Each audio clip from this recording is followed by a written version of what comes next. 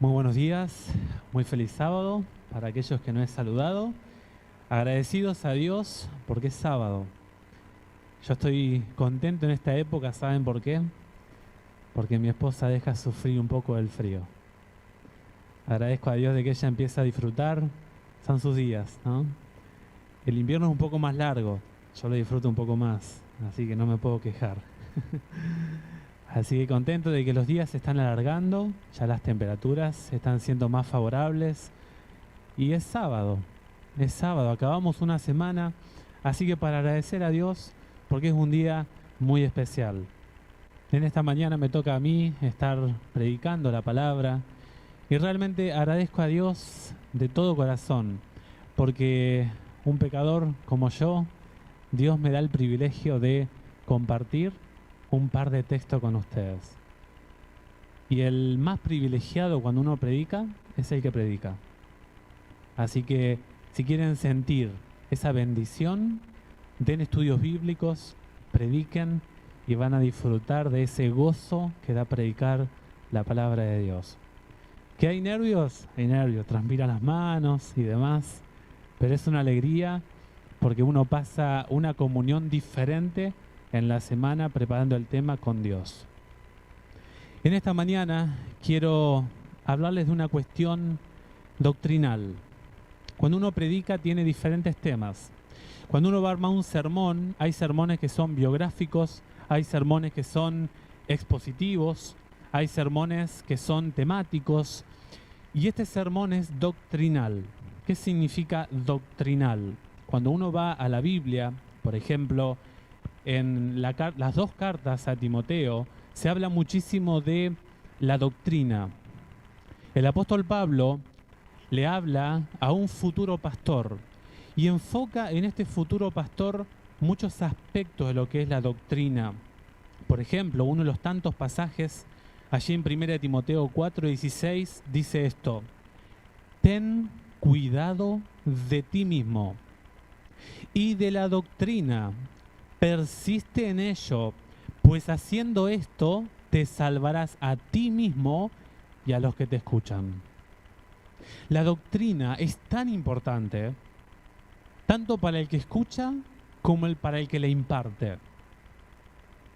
El apóstol dice: cuídate mucho a la hora de impartir enseñanza, sea a una persona o sea a una congregación. Persiste en ello, dice el apóstol Pablo a Timoteo. Trabaja en ello, sé minucioso en eso, porque si no lo haces, puedes correr el riesgo de perderte a ti mismo y a la gente que te está escuchando. Por eso el mensaje doctrinal creo que es esencial en estos tiempos. Lamentablemente, hace unas décadas atrás a la iglesia adventista se la conocía como el pueblo del libro.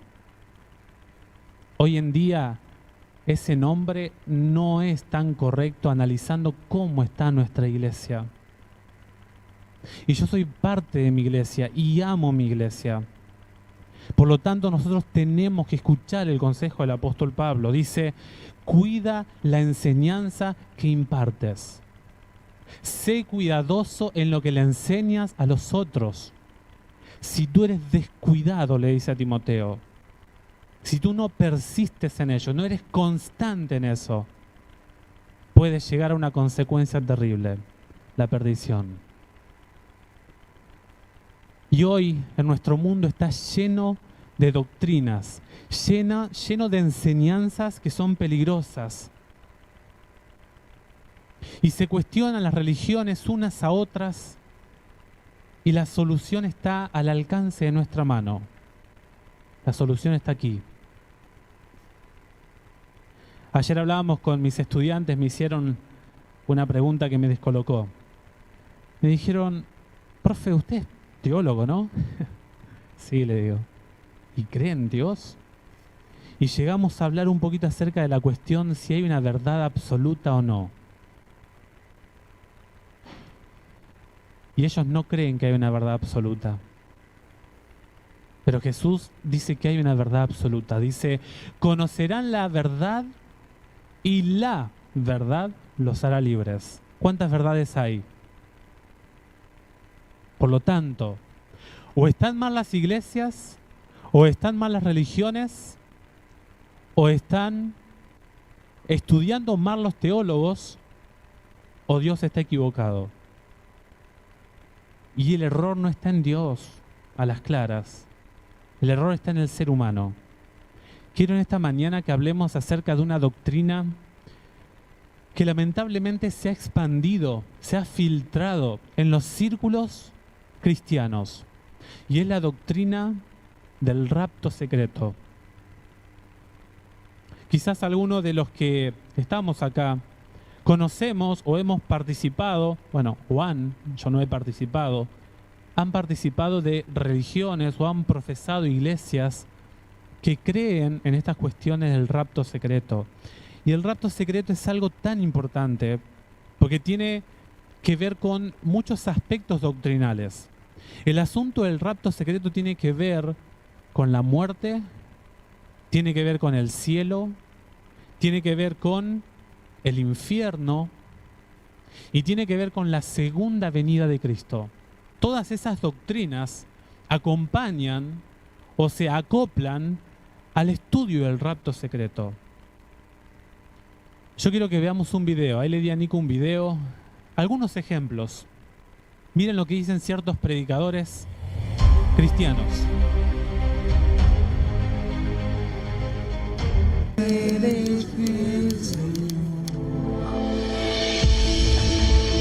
Oficial, mire ahí.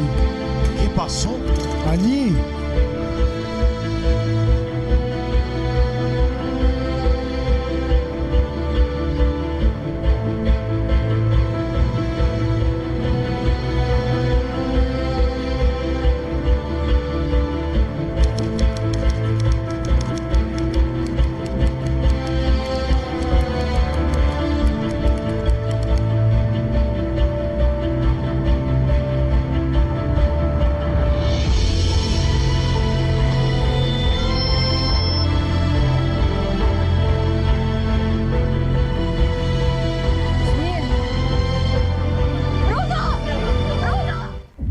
Estimados hermanos, hoy toca hablar acerca del arrebatamiento o rapto de la iglesia. Y luego están los que creemos que el rapto será antes de los 7 años de tribulación, de manera que mientras en la tierra habrá 7 años de gran tribulación con el anticristo como gobernante, la iglesia estará en el cielo simultáneamente celebrando las bodas del Cordero, y será entonces al final de los 7 años que regresaremos con Cristo para reinar en su reino milenial. Así que el arrebatamiento sí es una doctrina bíblica. La pregunta o dilema está en saber cuándo será ese evento en relación a los 7 años de tribulación. ¿Será antes, en medio o al final de la gran tribulación? Este tema es fundamental porque de él depende mucho de lo que creemos sobre el fin. Muchos cristianos han confundido y han dicho que el rapto y la segunda venida son el mismo evento. Estamos hablando del rapto de la iglesia.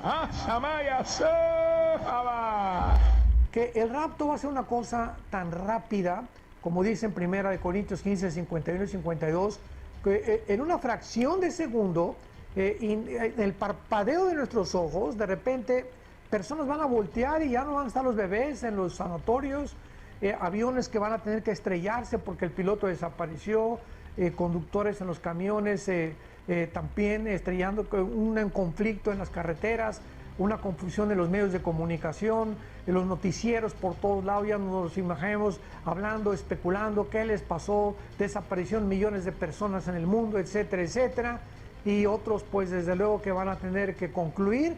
Tenemos que darle una explicación al mundo, se los llevaron los extraterrestres. Eso, que todo está cumplido y en cualquier momento va a ocurrir ese evento. Y millares de personas se espantarán cuando vean los periódicos llenos de noticias. Miles desaparecen, no aparecen por ningún sitio. ¿Qué van a aparecer? Están más allá de la gente. Esta es la situación que va a enfrentar el mundo dentro de algunas, tal vez semanas o algunos meses. Pero, por ejemplo, en el rapto, Cristo no tocará sus pies en el mundo.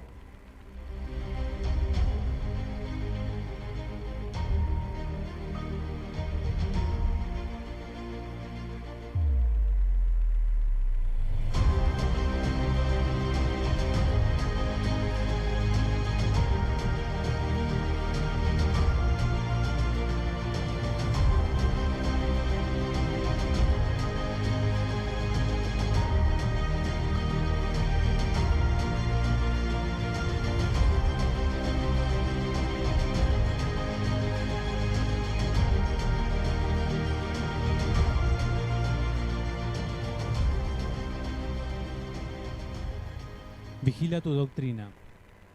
Ese era el consejo del apóstol Pablo a Timoteo. Además está decirle que estos tres exponentes de la Biblia, Jaciel Rodríguez pertenece a Asambleas de Dios, es una iglesia que se define o se colocaría dentro de las iglesias dispensacionalistas. El autor, Gigi Ávila, de varios libros, El Señor Mayor, que vimos, es un pastor pentecostal, creo que si no mal recuerdo es de Puerto Rico, centroamericano. Y después vemos al doctor Armando Alducín, que es el creador de una iglesia, Vida Nueva, en México. Todos estos autores han mamado la verdad del rapto. Todos estos autores enseñan a sus feligreses la verdad del rapto secreto. Nosotros como iglesia adventista tenemos que rastrear esta doctrina. ¿Saben quién ideó el rapto secreto? ¿Saben de dónde sale el rapto secreto? Ahora vamos a ir después a la Biblia, a ver qué dice la Biblia.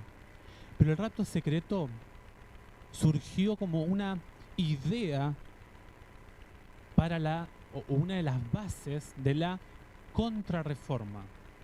Allá por el siglo XVI, ¿se acuerdan? Martín Lutero en 1517 promulgó las tesis que contradecían o que daban un argumento bíblico sólido en contra de las manipulaciones que estaba haciendo la Iglesia Católica Apostólica Romana. Pero unas décadas después nació un hombre llamado Francisco de Rivera. Este hombre se preparó en teología, se recibió de doctor en teología y él fue un especialista en profecías. Y valga el detalle, era jesuita. La orden por excelencia que ha desarrollado estrategias militares para destruir las verdades bíblicas. Si hay un grupo que se ha especializado, ha dedicado su inteligencia, sus recursos, sus capacidades, son los jesuitas.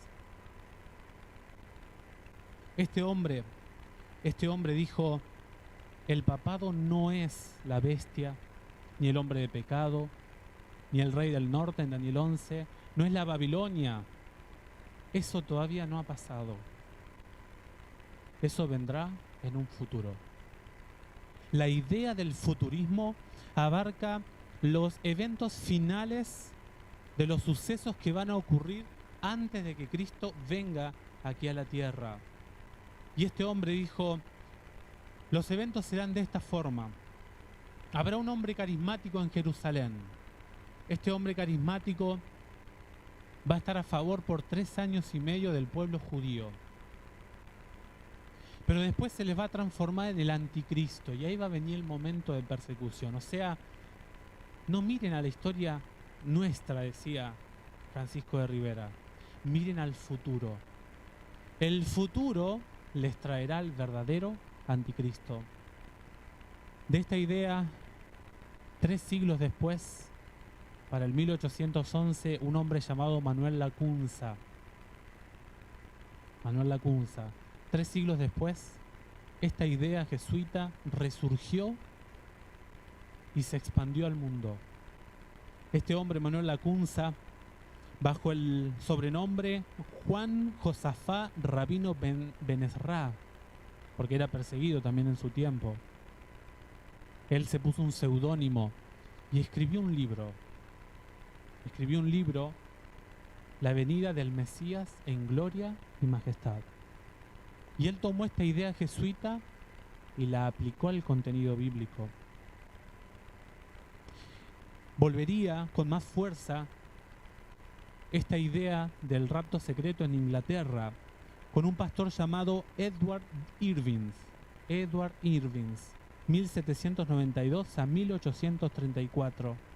Él creó una iglesia, o la reformó, Iglesia Católica Cristiana. Y él cuenta en uno de sus libros que dice que sentía la voz del cielo que le decía: predica el rapto secreto, anúncialo al mundo. Y este pastor dijo que era la voz de Dios. Y él empezó a predicar y a expandir sus ideas. Unas décadas después, nace una jovencita llamada Margaret McDonalds. Esta jovencita recibe una visión de Dios, en teoría, explicando cómo iba a ser el rapto. Y el pastor dijo: predica eso, hermana, predica porque es de Dios. Para los años de 1860 a 1870, un pastor llamado John Nelson Darby introdujo esta doctrina en los Estados Unidos de Norteamérica. A este pastor Darby lo escuchó un hombre llamado C.E. Scofield. C.E. Scofield. Ese nombre es muy importante, porque este hombre Scofield fue un predicador que escuchó a este pastor John Nelson Darby acerca del rapto. Y él se puso a editar una Biblia. Hoy está repartida por el mundo, está en español inclusive. La Biblia que se llama la Biblia Scofield. Ustedes la pueden buscar. Si tienen esta Biblia, la pueden conseguir. Vayan a todos los pasajes donde se habla de las escenas finales de la venida de Jesús y van a encontrar la idea de el rapto secreto. No solamente estas iglesias predican eso, sino también lo predican, por ejemplo, los testigos de Jehová. Los testigos de Jehová dicen que Jesús ya vino. El reino de Jehová ya se ha implantado acá, en este mundo. Solo que nosotros no lo podemos ver hasta que Él tome o derrote o coloque bajo sus pies a todos sus enemigos. Y los evangélicos, lamentablemente, que se llaman fundamentalistas, que son evangélicos que se presentan al mundo como los que defienden las verdades bíblicas, han adoptado esta idea del rapto secreto. ¿Cuáles son estos 7 últimos años? Es la última semana, la número 70 de la profecía de las 70 semanas de Daniel. Y ellos dicen que cuando venga el rapto, cuando empieza a pasar lo que mostraba el video, ahí va a empezar a nuevamente moverse el reloj de Dios para el pueblo judío. Y esta verdad, hoy en día, nosotros como pueblo adventista tenemos que tener una postura. Y más como pueblo adventista tenemos que saber qué dice la palabra de Dios. La Biblia dice que la venida de Jesús va a ser visible. Apocalipsis 1:7 dice: Él vendrá entre las nubes y todos lo verán, aun aquellos que lo habían traspasado. Por Él se golpearán el pecho todas las razas de la tierra. Sí, así será. Amén. Los testigos de Jehová dicen: sí, pero esos ojos son los ojos espirituales. Pero dice la Biblia que se lamentarán. Y si se lamentan, es que están perdidos. Y si están perdidos, no tienen ojos espirituales. Además, el Señor Jesús dijo allí en Mateo 24:30: entonces aparecerá en el cielo la señal del Hijo del Hombre. Algunas razas, dice así, todas las razas de la tierra se golpearán el pecho y verán al Hijo del Hombre venir sobre las nubes del cielo, lleno de poder y de gloria. Y Él enviará a sus ángeles en silencio. ¿Dice así? Dice el texto: al sonido de la trompeta, congreguen a sus elegidos de los 4 puntos cardinales, de un extremo al otro del horizonte. Mateo 24, 30 y 31. No solamente que la venida de Jesús va a ser visible, sino que también va a ser audible. Audible. Miren lo que dice Primera de Tesalonicenses, si me acompañan allí, por favor. Un texto para el mundo adventista muy conocido.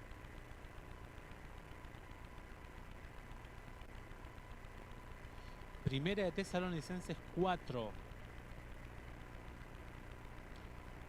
versículo 13 en adelante. Dice: tampoco queremos, hermanos, que ignoréis acerca de los que duermen, para que no os entristezcáis como los otros que no tienen esperanza.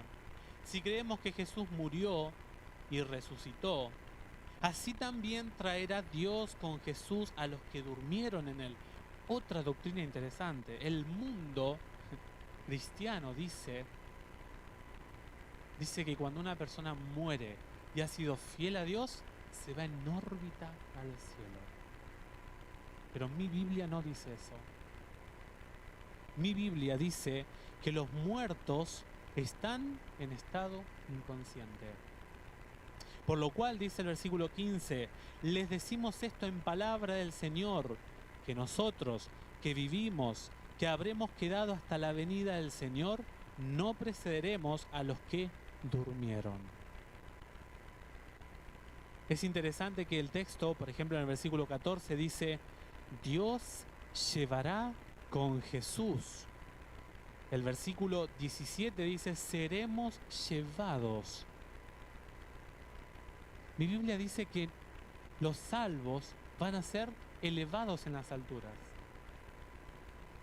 La iglesia, por ejemplo, de Dios, que es la iglesia universal, dice que el milenio lo vamos a pasar acá en la tierra. Cuando venga Jesús, va a establecer su reino milenial acá en la tierra. Pero la Biblia dice que no. La Biblia dice que ascenderemos a las alturas. Y Jesús dijo allá en Juan 14, voy pues a preparar lugar para vosotros. Y cuando les prepare, vendré a buscarlos, los tomaré conmigo y los llevaré delante de mi presencia, para que donde yo estoy, ustedes también puedan estar. Además de que es visible, además de que es audible la venida de Jesús, la venida de Jesús, dice la Biblia, que va a ser de manera física. De manera física. Porque hay algunas iglesias, como ya hemos nombrado, como los testigos, por ejemplo, testigos de Jehová, dicen que Jesús ya vino espiritualmente. El término espiritual es la calidad de naturaleza de un ser creado que los ojos humanos no lo pueden percibir. Un ejemplo de ello son los seres angelicales. Pero la Biblia, ¿qué dice? ¿Me acompañan a Hechos? Hechos capítulo 1 y el versículo 9. Hechos capítulo 1, versículo 9.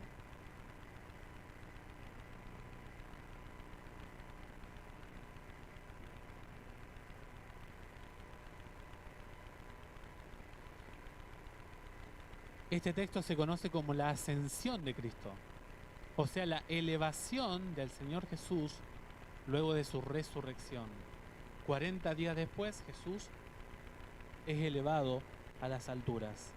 Dice el versículo 9, y habiendo dicho estas cosas, viéndolo ellos, fue alzado y lo recibió una nube que lo ocultó de sus ojos. Versículo 10.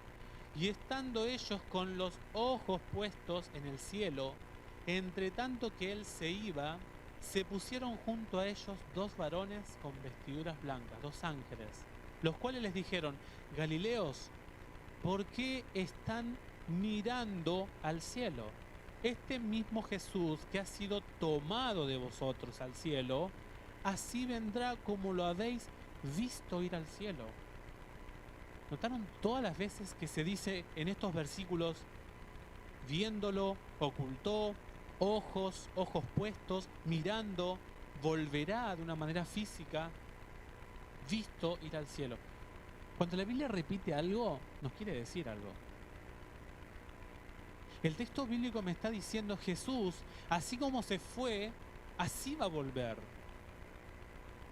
Miren, el autor de Hechos es el médico amado Lucas. Vamos a Lucas 24. Miren lo que dice este autor.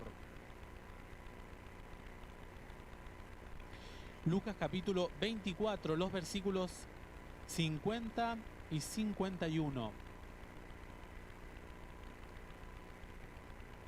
Dice el texto, después los sacó fuera hasta Betania y alzando sus manos los bendijo. Aconteció que mientras los bendecía, se separó de ellos y fue llevado arriba al cielo. ellos, después de haberlo adorado, volvieron a Jerusalén con gran gozo.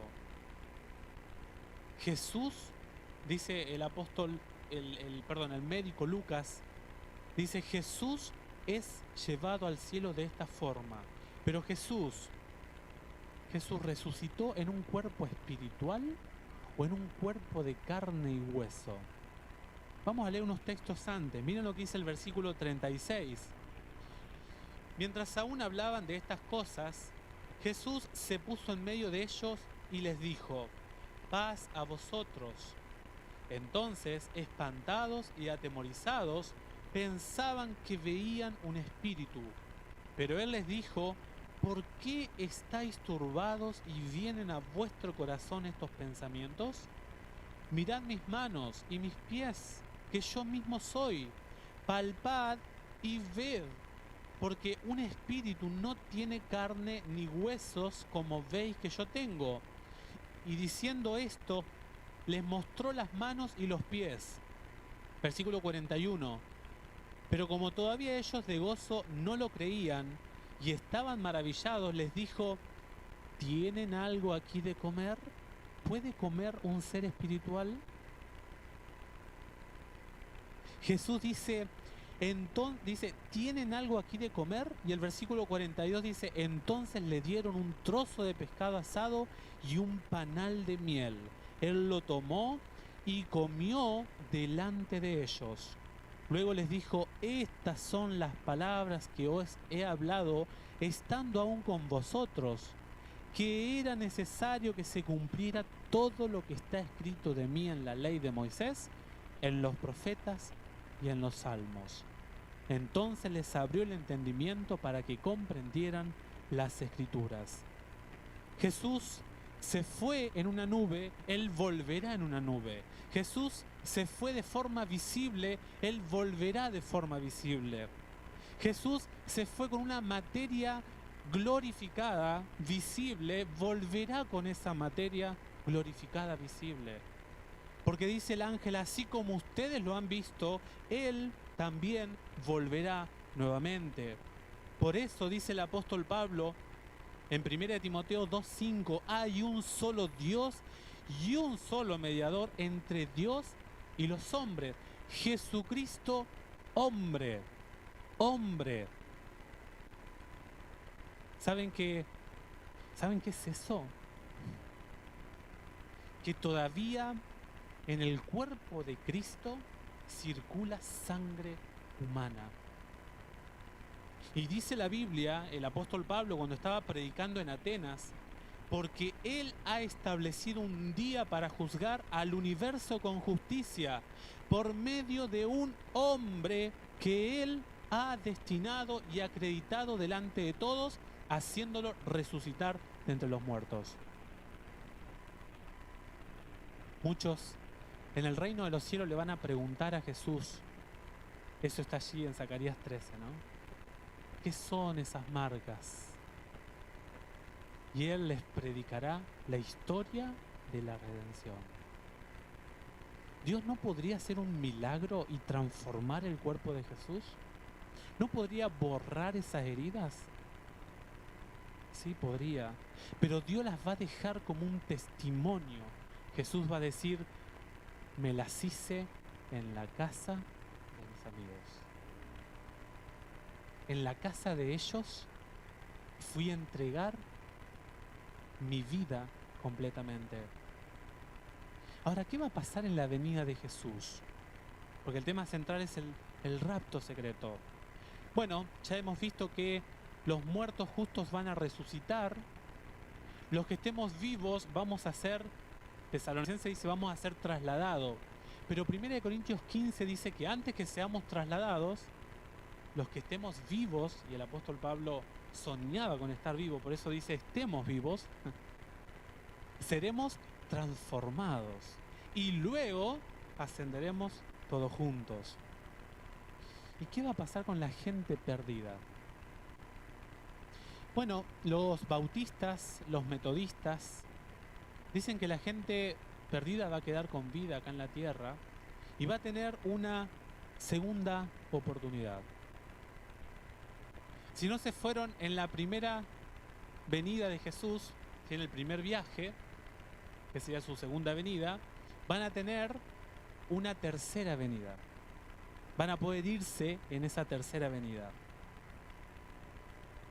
Vamos a leer lo que nos dice Mateo 24. Mateo 24 y el versículo 29.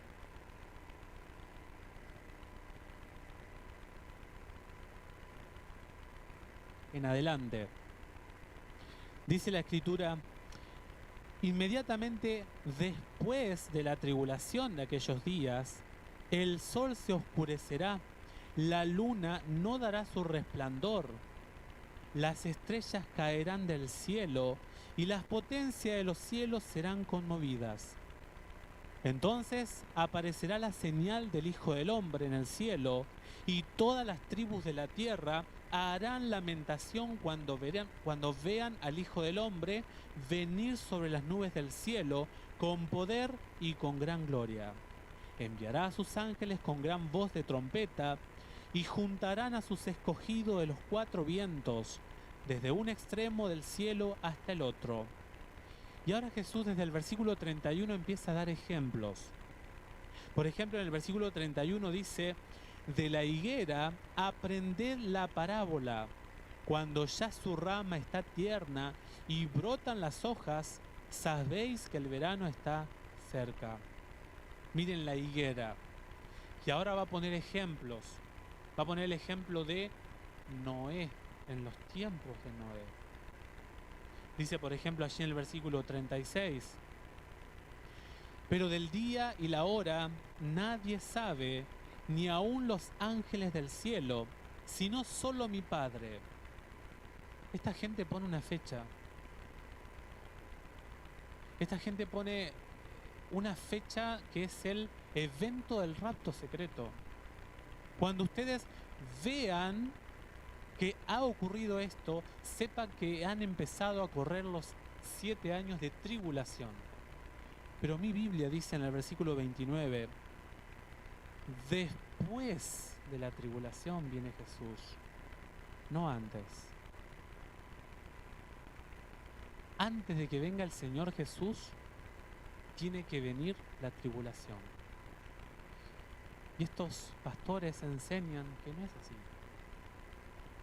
La Biblia dice: después vendrá la tribulación. Allí el apóstol Pablo en 2 a los Tesalonicenses 2, se los leo. Miren lo que dice. En los versículos 3, 4 y 5. Que nadie los engañe de ninguna manera.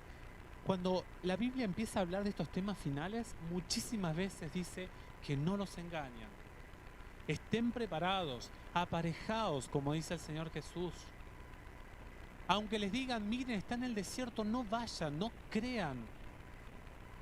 Esta gente es responsable, estos pastores, por la gente que los escucha.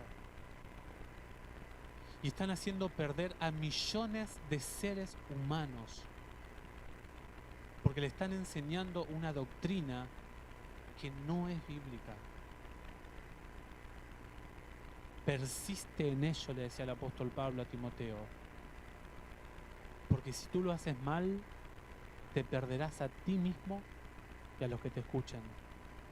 Dice el apóstol Pablo: que nadie los engañe de ninguna manera. O sea, hay muchas maneras.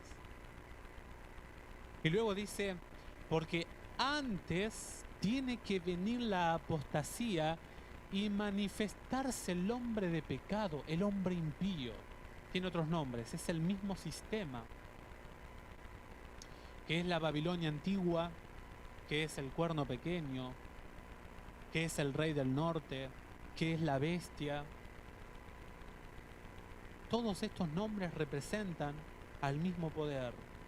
La ramera de Apocalipsis 17 también está representada aquí. Si este poder no se levanta, dice la Biblia, todavía falta para que venga Cristo.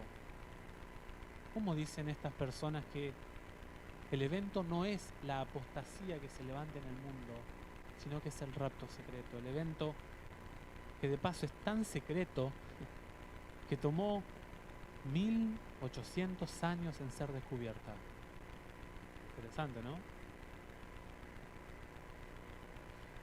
Antes tiene que levantarse el hombre de pecado. ¿De dónde se toman estos pastores para hablar del rapto secreto? Ellos dicen que lo toman de la Biblia. Vamos a leerlo. Ahí en Mateo 24, los versículos 40 y 41. Dice, entonces estarán dos en el campo, uno será tomado y el otro será dejado. Dos mujeres estarán moliendo en un molino, una será tomada y la otra será dejada. Yo quiero preguntarles a ustedes, como feligreses adventistas, ¿quiénes creen que los llevados se van con Dios? Que los llevados se van con Dios. Dice, se los llevó, los tomados. ¿Ustedes creen que los tomados van con Dios? ¿O el dejado es el que queda con vida? Y si les preguntan, este es el texto básico. Cuando uno lee la Biblia, no tiene que hacer una doctrina de dos pasajes. Cuando uno lee la Biblia, tiene que hacerlo de manera completa. Por eso Dios dejó 66 libros. Las doctrinas se forman con una investigación exhaustiva de toda la palabra de Dios. Este es el texto clave. ¿Lo ven? Dicen ellos. Ahí está.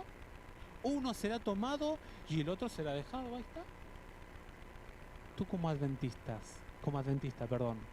¿qué le dirías? Te va a tocar. Te va a tocar tarde o temprano dar argumento de tu propia fe. Bien dice el apóstol Pedro, estad preparados para dar razón de la fe que hay en ustedes. Tenemos tres elementos para analizar este pasaje. Primeramente el contexto. Vamos a ver de qué viene hablando la Biblia. ¿Sí? Miren lo que dice el versículo 36. Pero del día y la hora nadie sabe, ni aun los ángeles de los cielos, sino solo mi Padre. Pero como en los días de Noé, así será la venida del Hijo del Hombre. Pues como en los días antes del diluvio, estaban comiendo y bebiendo, casándose y dando en casamiento, hasta el día en que Noé entró en el arca, y no entendieron hasta que vino el diluvio y se los llevó a todos. Así será también la venida del Hijo del Hombre. Entonces estarán dos en el campo, uno será tomado y el otro será dejado. Dos mujeres estarán moliendo en un molino, una será tomada y la otra será dejada. Velad pues, porque no sabéis a qué hora ha de venir vuestro Señor. El evento que toma Cristo es la circunstancia en los tiempos de Noé. Dice el texto que la gente estaba comiendo y bebiendo hasta el día en que Noé entró en el arca. Y dice que cuando vino el diluvio, ¿qué pasó? Se los llevó a todos. ¿A dónde se los llevó? ¿A dónde se los llevó? A la destrucción. El llevado, en el contexto que lo estamos estudiando, el llevado es el aniquilado, es el impío, es el que es destruido por la llegada del diluvio. Ahí dice el texto 39, hasta que vino el diluvio y se los llevó a todos. Así será la venida del Hijo del Hombre. O sea, el que es llevado es el impío. El que es arrastrado, destruido, aniquilado, es el llevado. Es el tomado de imprevisto. Y además del contexto, tenemos el griego. Tenemos el idioma original para saber qué quieren decir estas palabras. Qué bendición es tener herramientas que podemos estudiar las palabras originales de la Biblia. Si por allí no hemos incorporado esta herramienta, estaría bueno que lo hagamos, porque en casos así nos ayuda mucho. En el versículo 40 dice, estarán dos en el campo, uno será tomado y el otro será dejado. Dice el texto tomado, la palabra paralambano, el griego. Esa palabra significa tomar, agarrar, coger algo, tomar por sorpresa, conmover, sobrecoger. O sea, el tomado es aquel que es arrastrado por las circunstancias. Es aquel que no está preparado, el que de imprevisto es absorbido por las circunstancias. Y luego dice, y el otro será dejado. El que es dejado es el justo. Es el justo. La palabra afiemi en griego es perdonado.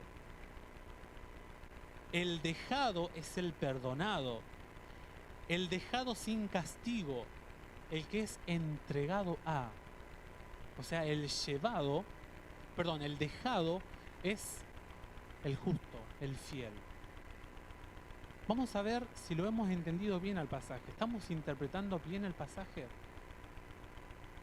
Primer elemento, contexto. Segundo elemento, el idioma original. Tercer elemento, cuando uno estudia la Biblia, tiene que estudiarlo con textos paralelos. Si no, a la Biblia uno le puede hacer decir lo que yo quiero. Vamos a ir a Lucas. En Lucas,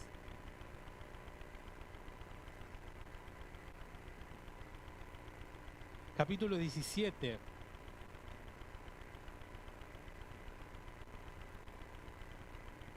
Versículo 26 al 29, en principio. Dice el texto, como fue en los días de Noé, así también será en los días del Hijo del Hombre. Comían, bebían, se casaban y se daban en casamiento, hasta el día en que entró Noé en el arca y vino el diluvio y lo destruyó a todos. El destruido es el que es tomado, es el que es sacudido por las circunstancias. Dice, asimismo, como sucedió en los días de Lot, cuando comían, bebían, compraban, vendían, plantaban, edificaban. Pero el día en que Lot salió de Sodoma, llovió del cielo fuego y azufre y los destruyó a todos. Así será el día en que el Hijo del Hombre se manifieste. El tomado es el destruido y el dejado es el salvo. Miren lo que dice en el versículo 32. Acordaos de la mujer de Lot. Todo el que procure salvar su vida la perderá, y todo el que la pierda la salvará. Cuando los apóstoles escucharon esto que les dijo Jesús, le hicieron una pregunta a Jesús. ¿Saben qué preguntaron los apóstoles? Le dijeron en el versículo 37, respondiendo le dijeron, ¿dónde, Señor? ¿Dónde, Señor? ¿Dónde qué? Dice el texto, Él les dijo, donde esté el cuerpo, allí se juntarán también las águilas. ¿Dónde qué? ¿El tomado o el dejado? ¿Dónde el tomado? Porque el dejado, ya dijo Cristo, va a estar en el campo, va a estar moliendo, ese va a quedar con vida. Pero a los perdidos, ¿dónde, Señor? ¿Dónde se junten? Bueno, mi versión dice las águilas. ¿Alguien tiene algo diferente? ¿Buitres? ¿Saben que la palabra en sí no es un pájaro, no es un ave? Ustedes miran ahí, el original es aetos. Es un ser que vuela en el aire. No se define. Es un ser alado que mora en el aire. ¿Y por qué este dato es importante? Porque la Biblia dice que cuando venga Cristo, la gloria del Señor destruirá todo lo que tenga vida aquí en la tierra, humanamente hablando. Dice allí Jeremías 4, miré y no había ave alguna en la tierra, por lo tanto no pueden ser aves literales. Las aves que está hablando aquí tienen que ser seres que moran en esta tierra, que van a estar juntas donde esté el cadáver del que fue tomado de improviso. ¿Dónde, Señor? Donde esté el cuerpo, allí se juntarán las águilas. ¿Quieren leer algo serio de la Biblia? Por eso estas cuestiones doctrinales, querida iglesia, no es simplemente algo teológico. No es una cuestión de rebuscar la Biblia. No. Es que en la Biblia hay consecuencias dependiendo de lo que ustedes y yo creamos. ¿Quieren leer algo serio? Acompáñenme a Apocalipsis. Apocalipsis capítulo 19. Entonces yo leo este texto y sinceramente me conmueve el corazón, hermanos, porque este pasaje es serio. Miren lo que dice. Apocalipsis capítulo 19 y el versículo 17 y también el 18. Y ya estamos acabando. ¿Están cansados? ¿Sí? Bueno, regálenme un ratito más. ¿Está bien? Dice la Biblia: vi un ángel que estaba de pie en el sol y clamó a gran voz diciendo a todas las aves que vuelan en medio del cielo: venid y congregaos a la gran cena de Dios, para que comáis carnes de reyes y capitanes y carnes de fuertes, carnes de caballos y de sus jinetes, carnes de todos, libres y esclavos, pequeños y grandes. Se le da la orden a las aves, pero cuando viene Jesús, todos los cuerpos celestes están sacudidos. Cuando viene Jesús, los impíos, por haber rechazado la pureza que Dios les ofrecía en su naturaleza pecaminosa, con la gloria de Jesús, el impío es aniquilado. Pero ahora se les habla a las aves. A las aves. ¿Saben que si buscamos en la parábola del sembrador, a las aves se les da un símbolo? Se los digo ahí para que lo quieran anotar. Mateo dice que las aves representan al malo. Mateo 13. Marcos dice a Satanás. Luego también Lucas dice al diablo. ¿Saben quiénes van a quedar acá cuando Jesús venga? Y es la introducción, Apocalipsis 19, al milenio. El milenio nos describe qué pasa con los salvos, qué van a ir a hacer al cielo. Y nos describe, Apocalipsis 19, cómo queda la tierra. La cena de Dios va a estar compuesta por el menú de los impíos que fueron destruidos, que rechazaron la pronta venida de Cristo. Venid, dice el ángel, y congregaos para la gran cena de Dios. Pero ¿saben qué es lo lindo? Que hay una segunda cena. Esta cena, la cena de Dios, es fea, porque el menú van a ser los impíos, los que se rebelaron en contra de Dios. Pero también están las bodas del Cordero. Allí en Apocalipsis capítulo 19, versículo 9, el ángel me dijo: felices, dichosos, supremamente privilegiados, macarios, felices los que son invitados. Hay una invitación. ¿Tú ya has recibido la invitación para Dios? ¿O de Dios? Dice el texto: los que son llamados a las bodas, a la cena de las bodas del Cordero. Y me dijo: estas palabras son sinceras, son verdaderas de Dios. Habrá una mesa preparada y servida por el mismo Señor Jesús para aquellos que escuchan el mensaje de Dios. Lo quieras aceptar o no, lo quiera yo aceptar o no, o estaré en una cena o estaré en la otra. La cena de Dios está compuesta por todos los elementos humanos que dice acá: reyes, capitanes, caballos, jinetes, todos los materiales de este planeta Tierra que contienen pecado, y los individuos que quisieron seguir con su pecado en su naturaleza pecaminosa. Pero después está la cena de las bodas del Cordero, donde el mismo Señor Jesús nos permitirá ingresar en la Canaán celestial y morar en su presencia por 1000 años. Después dice Apocalipsis 21 que la ciudad de Dios desciende aquí a la tierra. Y este mundo donde la sangre del Señor Jesús fue derramada se va a transformar en la capital del universo.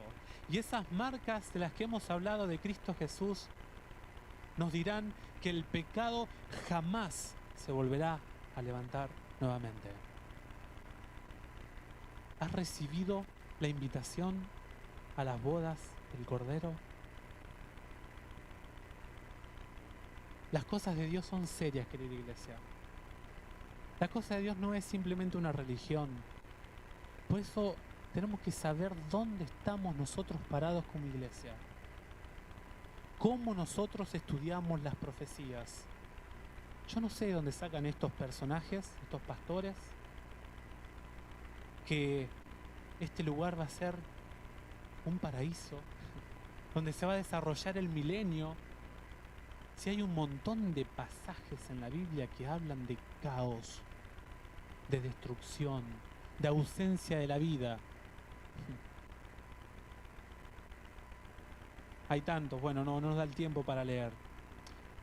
Pero les dejo algunos ahí: Jeremías 4, 23 al 26, Jeremías 8:2. Habrá víctimas del Señor. Saben que todos estos pasajes tienen algo en común. Dice que nadie los va a llorar, nadie los va a lamentar y nadie los va a enterrar. ¿Y por qué nadie hará eso? Porque en la tierra va a quedar solamente las aves, el maligno, Satanás con sus huestes acá, reflexionando en lo que hizo. Pero ni siquiera los 1000 años van a ser para que reflexione el corazón de Lucifer. Por eso las cosas de Dios son serias.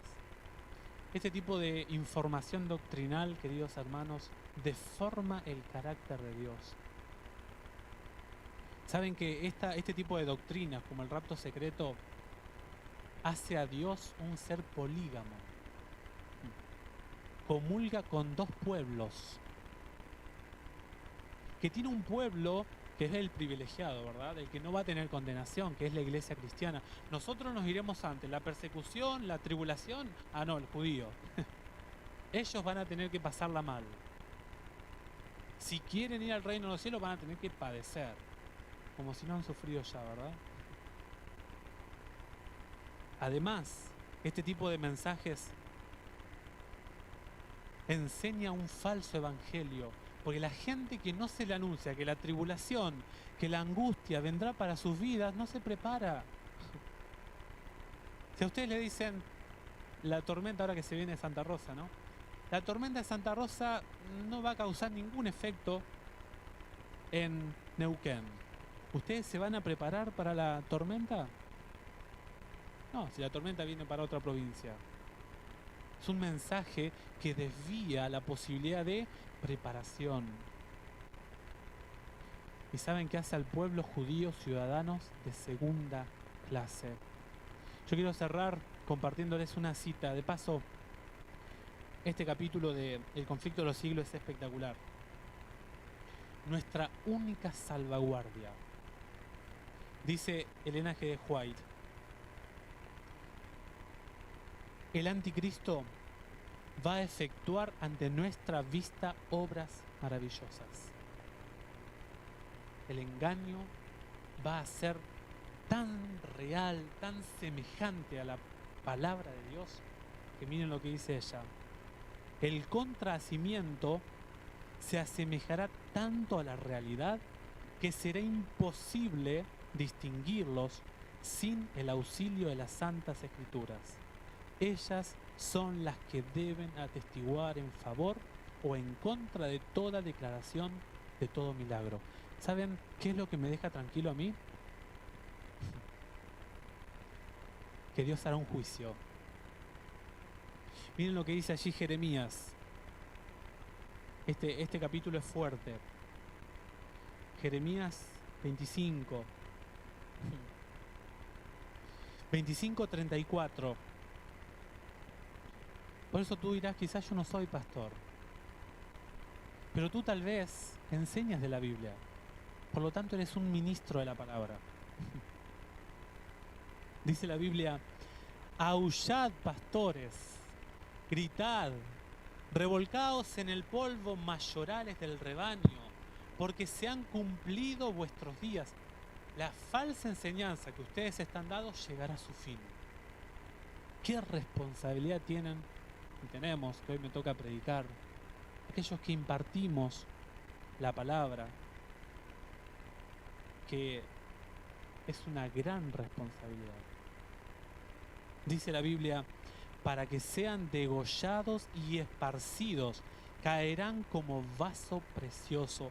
Se acabará el asilo para los pastores y no escaparán los mayorales del rebaño. Persiste en la doctrina, persiste en ello. Si tú no lo haces, dice el apóstol Pablo, correrás el riesgo de perderte a ti mismo y a los que te escuchan. Es mi deseo que en esta mañana sepamos la seriedad de la verdad bíblica. Las doctrinas bíblicas no son una cuestión de una religión. Las cuestiones doctrinales son para entender los planes de Dios y cómo es Dios.